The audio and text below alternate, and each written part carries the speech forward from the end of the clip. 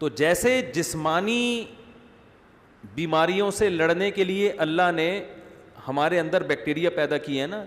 ایسے ہی جنات اور شیاطین بھی ہمیں ہر وقت نقصان پہنچانے کی کوشش میں لگے رہتے ہیں، جس کو سائنسدان نہیں مانتے، کیونکہ جنات لیبارٹری کا ٹاپک ہی نہیں ہے، موضوع ہی نہیں ہے۔ انسان مادی چیزوں کے بارے میں غور کر سکتا ہے، جنات کوئی مادی چیز نہیں ہے، اللہ نے آگ سے بنایا ان کو، لہذا وہ انسان کی پہنچ سے کیا ہیں، بالاتر۔ فرشتے بھی انسان کی پہنچ سے اوپر کی چیز ہیں۔ وہ اللہ نے بتا دیا، میں نے روشنی سے ایک مخلوق پیدا کی جس کو فرشتے کہا جاتا ہے، اور ایک مخلوق میں نے آگ سے پیدا کی ہے جس کو جن کہا جاتا ہے۔ وہ الگ مخلوق ہے، وہ لیبارٹری میں آ ہی نہیں سکتی، وہ ہاں محسوس ہو سکتی ہے جس کو وہ ٹچ کرے، ٹھیک ہے نا، جس کو نظر آ جائے، جس پہ سوار ہو جائے اس کو محسوس ہوگی۔ تو وہ اللہ کا ایک نظام ہے۔ تو اب جنات کی طبیعت میں شر غالب ہے، جنات ہر وقت انسان کو نقصان پہنچانے کی کوشش میں لگے رہتے ہیں، لیکن اللہ نے جیسے باہر کے بیکٹیریا حملہ کرتے ہیں تو اندر بھی جراثیم رکھے ہوئے ہیں، ایسے ہی باہر کی یہ جو مخلوق ہے جو نظر نہیں آتی یہ حملہ کرتی ہے، تو اللہ نے اس کے دفاع کے لیے بھی ایسی مخلوق انسان کی حفاظت کے لیے رکھی ہوئی ہے جو ہمیں نظر نہیں آتی، جس کو کیا کہا جاتا ہے، فرشتہ، انگلش میں، عربی میں ملائکہ، انگلش میں اینجل کہتے ہیں میرا خیال ہے، اور اردو میں فرشتہ، جس کو ہمارے پشتوں میں کہتے ہیں پرشتہ کیا کہتے ہیں، پرشتہ۔ وہ پرشتے سے مجھے یاد آیا، یہ مجھے لفظ کیوں یاد آیا،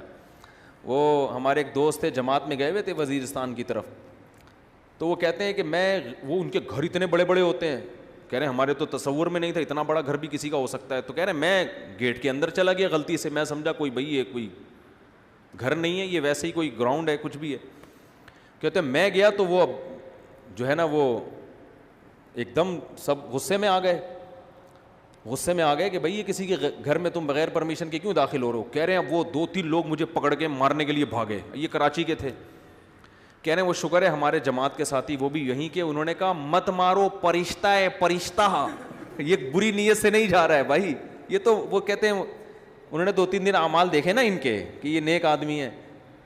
تو کہنے لگے اس کو مت مارو، یہ پرشتہ ہے پرشتہ، تو اس کو یہ لفظ یاد ہو گیا، کہہ رہا مجھے اتنا اچھا لگا ان کا یہ لفظ، مجھے واقعہ یاد آتا ہے کہ بھائی مجھے مت مارو، اس کو مت مارو، یہ کون ہے، پرشتہ ہے، یہ کوئی بری نیت سے نہیں آیا ہے، غلطی سے چلا گیا بیچارہ، وہ تو شکر ہے وہیں کے مقامی آدمی نے بچا لیا، ورنہ اس کا انا للہ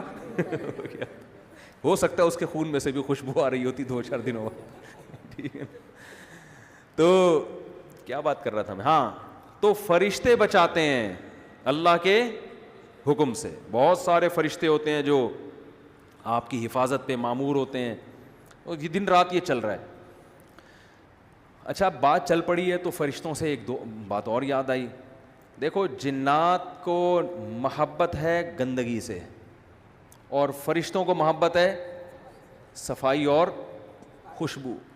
فرشتوں کو گندگی سے اتنی نفرت ہے کہ حدیث میں آتا ہے جب کوئی شخص مسجد میں نماز کے انتظار میں بیٹھا ہے یا نماز کے بعد بیٹھا ہے، نماز پڑھ کے بھی بیٹھا رہے گا تو اس کو ثواب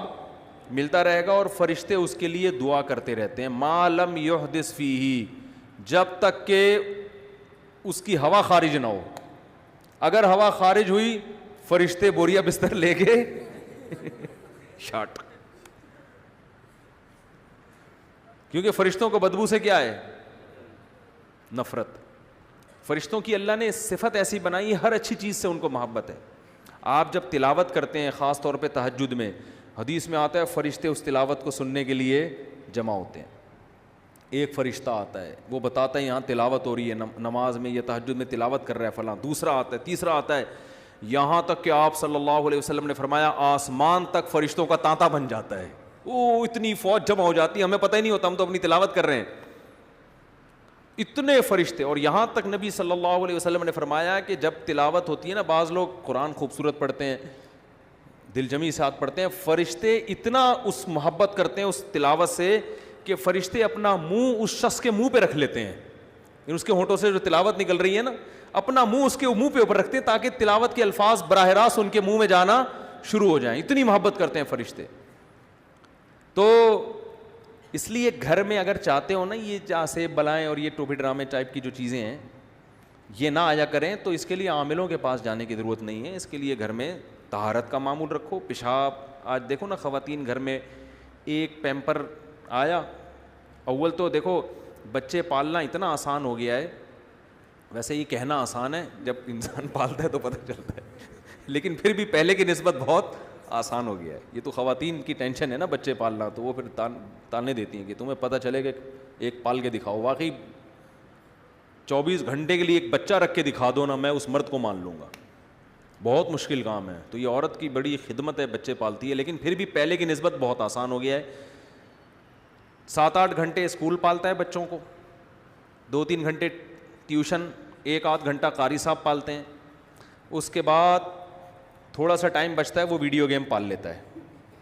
بچوں کو گیم لے کے دو, تو اب پالنے کا اب تو بہت آسان ہے نا. اور جو ان کے قضائے حاجت کے مسائل ہیں وہ سارے پیمپر نے اپنے ذمے لے لیے ہیں. پہلے یہ ہوتا تھا یہ پوٹی ہو گئی, یہ پیشاب ہو گیا, مائیں بیچاری نالی پہ بیٹھی تھی, سو کرتی رہتی تھی, نکال بھائی جلدی کر یار, اور بھی دنیا میں کام. سی کرتی تھی تاکہ اس آواز سے بچہ متاثر ہو اور اس کو یاد آ جائے کہ میں یہاں کیوں بیٹھا ہوں. کرتی تھی نا مائیں, پہلے بچوں کو واش روم میں لے کے بیٹھی ہوتی ہے, کر رہی ہوتی ہے, تاکہ یہ بچے بھی ڈھیٹ ہوتے تھے, وہ اپنی مرضی صحیح کرتے تھے. تو کتنے عورت خواتین کے گھنٹے لگ جاتے تھے. پھر وہ پیشاب کیا بچے نے ہوتے, وہ پلاسٹک گیلی ہو گئی, پھر اس کو دھو رہی ہیں. اب تو بہت آسان ہے بھائی, پیمپر دیکھا کھول کے رپورٹ ہے کہ نہیں ہے, پر رپورٹ بتا دیتا ہے پیمپر, رپورٹ صحیح ہے تو لگا رہنے دو, رپورٹ خراب ہے تو بھی بہت جو ایکٹیو خواتین ہوتی ہیں وہ کہتی ہیں چونکہ رپورٹ خراب ہو گئی لہذا پیمپر چینج کر دو. جو سست قسم کی ہوتی ہیں وہ کہتی کوئی بات نہیں, 12 گھنٹے تک اگر رپورٹ خراب بھی رہتی ہے کوئی مسئلہ نہیں, بلکہ 24 گھنٹے بعد ایک ہی دفعہ رپورٹ کلیئر کر دیں گے ہم. اس سے بچے کے ریشز ہو رہے ہیں تو کوئی ٹینشن نہیں ہے, ریشز کریمیں آ رہی ہیں, 24 گھنٹے میں ایک دفعہ نکال کے پھینکا, اور اس کے بعد دھونے کی ٹینشن پھر بھی نہیں. بعض خواتین جو میرا بیان نہیں سن رہی ان کی بات کر رہا ہوں. پھر وہ کیا ہے کہ ریشز کریم لگائی, اس سے ریشز ٹھیک ہو گئے, بچہ اگلے دن ٹھیک ٹھاک, پھر دوبارہ سے. تو یہ ہو رہا ہے. اب تو اتنا آسان ہو گیا, تو اب تو پیدا کر لو. کہہ رہے نہیں ہے بچے, اب بھی نہیں, بہت ٹینشن ہوتی ہے. تو پہلے کی نسبت, پہلے تو 10-10 بچے خواتین پال لیا کرتی تھیں اتنی ٹینشنوں کے ساتھ, اس لیے ان کی صحتیں بھی اچھی رہتی تھیں. سارا دن محنت, کام کاج, ہلنا جلنا. اب مرد بھی ڈھیلے ہو گئے ہیں, بیٹھے ہوئے ہیں کمپیوٹر کے آگے 24 گھنٹے. عورتیں بھی بیچاری ایسے ہی ہو گئی ہیں, صحتیں پھر توندے نکل رہی ہیں, پھر فیٹ چڑھ رہا ہے, پھر وہ ڈائٹنگ پہ آتی ہیں. ڈائٹنگ کرو تو پھر وہ کچھ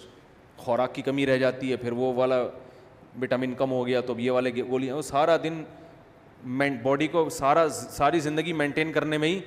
برباد ہو جاتی ہے, اور ایک دن پھر اطلاع آ جاتی ہے کہ خوشبو آ رہی ہے.